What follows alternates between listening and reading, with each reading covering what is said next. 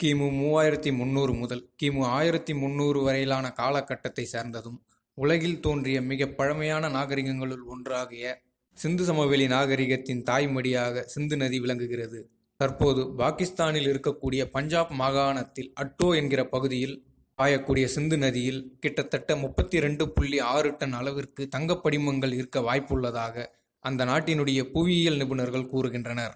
இந்த தங்க படிமமானது கிட்டத்தட்ட பல கோடி ஆண்டுகளுக்கு முன்பர் கண்ட தட்டுக்களினுடைய மோதலின் விளைவாக மலைகள் உருவான போது ஏற்பட்ட படிமங்கள் சிறிது சிறிதாக அரித்து வரப்பட்டு நதியில் படிந்திருக்கலாம் என்று கூறப்படுகிறது.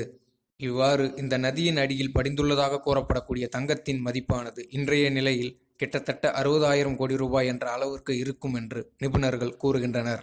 இது குறித்தான தகவல் தற்போது பாகிஸ்தானில் வெளியாகியுள்ள நிலையில் இதை அறிந்த பொதுமக்கள் பலர் ஆற்றுக்குள் புதைந்து இருக்கக்கூடிய தங்க படிமத்தை தோண்டி எடுப்பதற்காக நதிக்கரையில் திரண்டு வருகின்றனர்.